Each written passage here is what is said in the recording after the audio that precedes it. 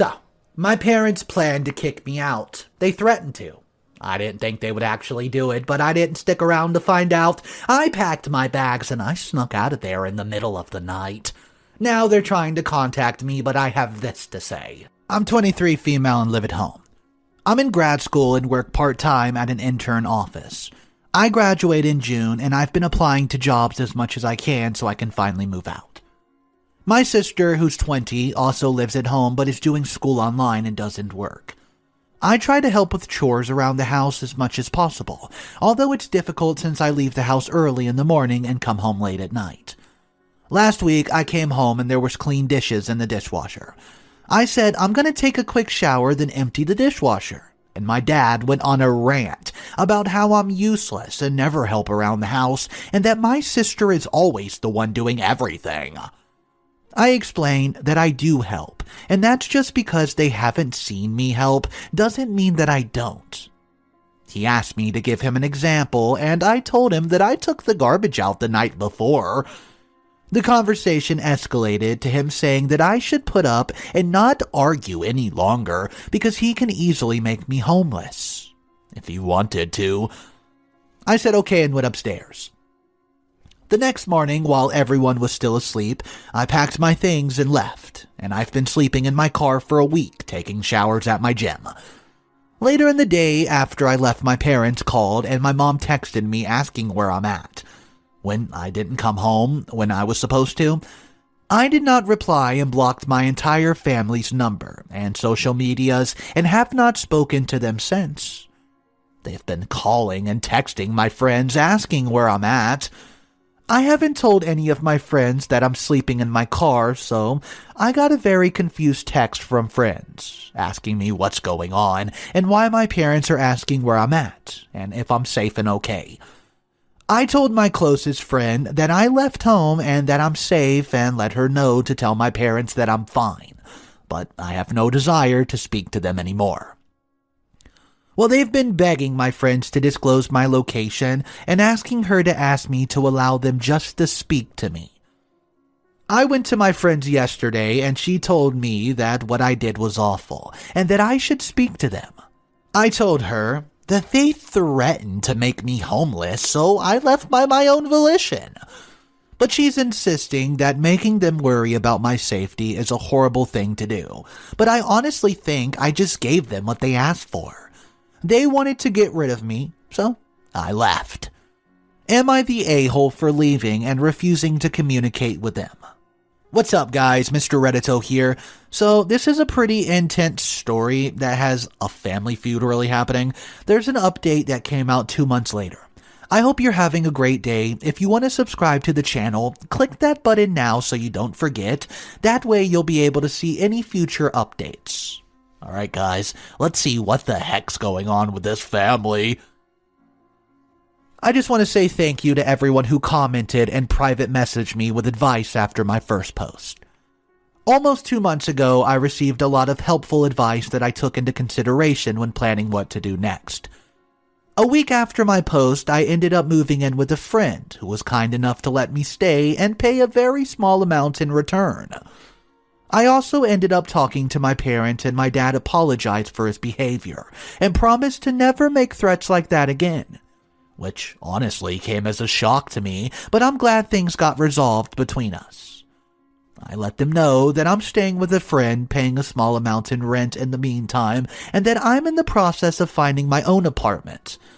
They suggested that I move back in with them for free until I find a job and a place, so I took their offer and moved back home and haven't had issues with them since moving back. I finished grad school and completed my internship, and 2 weeks ago, I landed a full-time job in my field. I also found an apartment that's only a 5-minute walk from my job. I start next week, and I move into my new place 2 weeks from now. Okay, so I'm going to read this comment, which got a lot of attention. It's not my opinion, but let me know how you respond to this or what you would do if you were in this unique position. I'm a bit conflicted on how to feel about this. I can make you homeless, so stop trying to defend yourself is a grade A shit thing to say, or a way to parent. But OP still moves back in with them. But then again, we don't know how much deeper things went along with the apology. This might have been a much-needed bucket of ice water over the dad's head that woke him up to how truly bad he's been. I'm rather curious if the parents saw that OP's efforts of the chores were noticeable in her absence. Not saying the sister was slacking off, just saying it was kind of a 60-40 thing. Did the parents soon notice the 60% of it had walked out the door? That's a good point, guys. Do you think when OP left that the parents actually realized about the chores and man, she actually did do some things? Drop your comments down below about this story. I want to hear your opinion on it. Or if you've been in a similar situation at home or with a parent, or maybe a story that's close to this one. Drop it down below, share it, let's talk about it. I love when you guys do that. The next story we're going to cover. OP's struggling when he's a new dad who hates what his newborn has done to his life. He reflects on his struggles with an update that came 10 months after this post. I'm a new dad here. I need to rant and I have nowhere else to go. It's been 3.5 weeks since we gave birth to our first child. I'm now the most miserable numb I've ever been in my entire life and numb to everything around me. Nothing gives me joy anymore, and I've lost any sense of purpose. My wife and I were always planning to have children, planning to start trying in a few years, but got bored during the pandemic and accidentally got pregnant. If I knew what my life would be like now, I would have never had a baby. One could say everything with the pregnancy went as good as we could have possibly asked for. Optimistic mommies and daddies would call it the greatest gift and tell us how we're so lucky we had an easy time getting pregnant, blah, blah, blah. And although my wife had a C-section because the baby was too large, she gave birth to a healthy baby boy. And I hate everything about him and what he's done to our lives. I hate the constant 24/7 attention. I hate the seemingly never-ending screaming. I hate how useless he is. He just eats, craps, cries, and sleeps all day. I hate that he put my wife and her body through 9 months of torture, and now months of slow post-birth recovery. I hate that I no longer have free time for myself. I hate that I don't get any alone time with my wife and our dogs. I hate that we haven't been intimate in weeks. I hate that even if we're trying, but we can't because the baby needs constant attention. I hate that we moved out of the city we lived in for more space and have more flexible car-dependent lifestyle. I hate that my wife and I sleep in separate bedrooms because I'm a miserable, grouchy person if I'm woken up 4 times throughout the night. I don't realize how irrationally angry and triggered I would get by uncontrollable newborn screaming. Everyone told me being a parent's so great, but I just don't think it is. It seems so ducking miserable.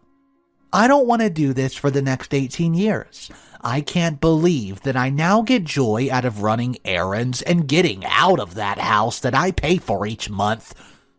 And I'm happiest now that I'm back at work and not focused on being a caretaker.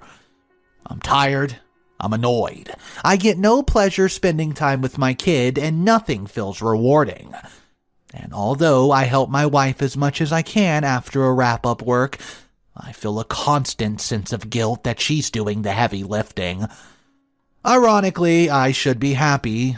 I'm further in my career than I could ever imagine at my age, financially stable, have no real issues, and have generally flexible and comfortable lifestyle. But I'm so ducking over this phase of my life. I feel like I want to fast forward to the time when the kid's at daycare all day and daydream about moving back to where our parents live so they can watch the dang baby. But they live on the other side of the country and this would be devastating to my career. It's been 4 weeks that feel like 4 months, and I just want to be happy again. Whoa, guys, so that was intense. Talk about a rant. Well, there's an update that came out 10 months later. Yeah, 10 months. Let's see what the heck's going on in OP's life. Well, guys, I'm gonna be honest. It's amazing how much changes in the span of 10 months. I actually forgot I posted this. Until a kind commenter asked Dan things were going now. Anyways, to all the new dads reading this and currently worrying that their lives are over, it gets so much better, I promise. Take it from someone who seriously thought his life was over. I think we had a particularly challenging baby. Colic, restless, not at all calm or enjoyable to be around. I was severely depressed for about 5 months. Reading back on that post, I can hardly remember those days. The first few months were a blur, but I do remember just how painful the feelings were. Around 6 months, though, is when it got better. We finally figured out what was causing the colic, which is GI issues, pressuring your doctor for baby Pepsid, and realized we needed to be closer to family. So, we did it. We moved halfway back across the country to be closer. Little man started to get a personality, started to learn and embrace the world, and my wife and I finally got back into a routine and an understanding of our new life together. Wife and I had some really open talks during the first few months. I wasn't the only miserable one. Looking back, I'm absolutely selfish for not thinking that she was also experiencing similar and even worse feelings than I was. But when we got through it, it really opened conversations and our relationship stronger coming out of it. 11 months in, and we're now planning for a first birthday party with the family, about to move into our new family home, and living in a city with a support group of other young parents with babies. It's just a world different from where I was mentally this time last year. And the kid is just so much ducking fun. He's taking his first steps, babbling, goes swimming with me every day, sleeps 12 hours at night, takes naps, eats food, and laughs at my stupid jokes. I honestly never thought I would like him, and here we are, 10 months later, I'd take a bullet for him. Anyways, my messages are always open for new dads going through postpartum depression. By the way, that is ducking real. Do not let anyone tell you you're not supposed to be feeling what you're feeling. My main piece of advice: just genuinely give it time. Find what makes you happy for the first 4 to 6 months and do that thing. Your kid might not make you happy, and it's okay. Be patient and give it time.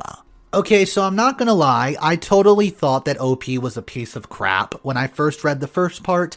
But then the second part, it seemed like, I don't know, maybe he was just going through something I can't understand. Let's read a comment.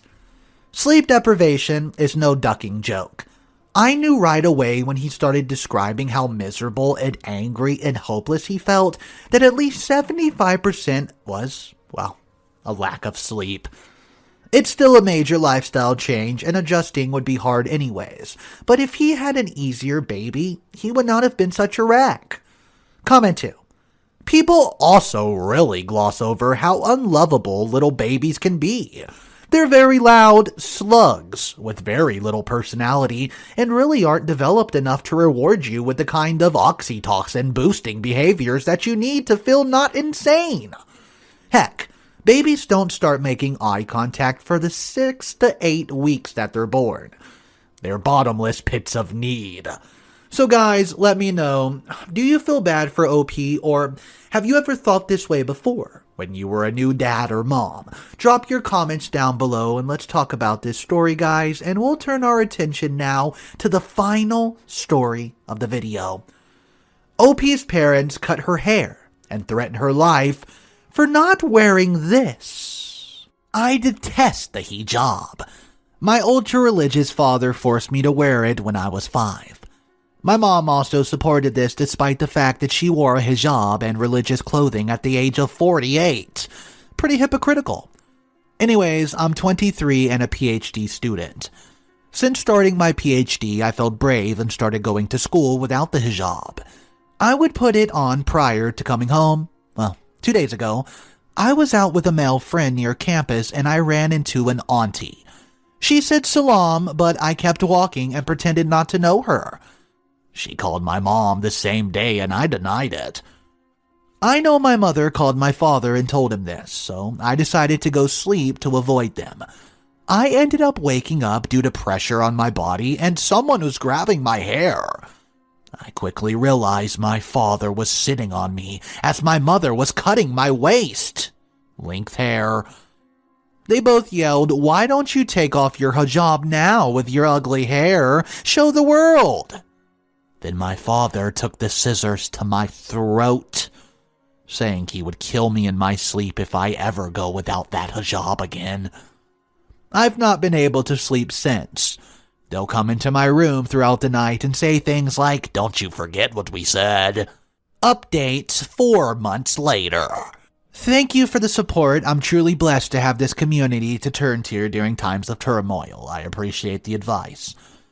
Fortunately, my father eventually returned to work 12 days later. During this period, my parents became extremely religious. They started forcing me to read the Quran, pray, and fast for the redemption from Allah for going out with my hijab, and my father told me that I'll have to wear a burqa from now on if I want to step foot outside. I decided to go along with the charade and pretend I found Allah, and started acting more religiously around the house while my father was home. I constantly asked him to make dua for me to bring me back to Islam. I do wudu throughout the day, have the prayers time memorized, etc. During the 12 days he was home, he was watching me like a hawk. So I would take a Quran and tell him I was going to read the Quran in my room and ask Allah for forgiveness for my horrible actions. Once I was in my room, I would look for apartments for rent, restraining order information, and I slowly started gathering my belongings. I contacted my faculty and informed them I would be taking a leave of absence for 1 semester, which they allowed. I made arrangements to stay with a friend and then ultimately moved to my own apartment as I have the funds to do so. The day my father returned from work, I was home alone with my mother and very religious brother. I had a backpack packed with all the necessities. While my father was home, I had started planting a seed in my mother's head, telling her that I wanted to go to the mosque, start teaching Quran to younger girls. Thus, upon my father's exit from the house, I casually mentioned to my mother that I was going to visit the mosque to inquire about teaching Quran. I had to play the part, so I wore the burqa my father got me, and my brother dropped me off at the mosque and told me he would return in an hour. I went inside that mosque and waited in the shoe area until my brother drove off. I then called an Uber and went to my friend's house. There, I removed that burqa and started my plan of action. I got in contact with the police and informed them of everything, showing pictures of bruises that I've documented as well as my hair. Long story short, I'm in a different city now. Unfortunately, my parents and brothers tried to hunt me down, and I could not continue living in my small city. I've relocated to a different city and changed my name. As a result of relocating, I had to withdraw from my PhD program, which was the hardest thing to do. I've reapplied to a PhD program in my current city, and I hope to start in January. Well, all I want to say is I'm just very glad OP was finally able and, well, strong enough to get away from her toxic family, especially her dad, who was raising his hand to her, put scissors to her neck, and was just basically abusive. Well, take out the basically, he was abusive. Let's read a comment. I really hope OP's safe since the last update is 5 years old. I hope her PhD program was able to smooth the transition to a new program after she dropped out too, especially since it was for her safety. So guys, that's correct. This story was from a long time ago. I found it, luckily, digging deep, trying to find stories. If you're out there, OP, and for some reason you come across this video, let us know. How are you doing? What's up with your PhD degree?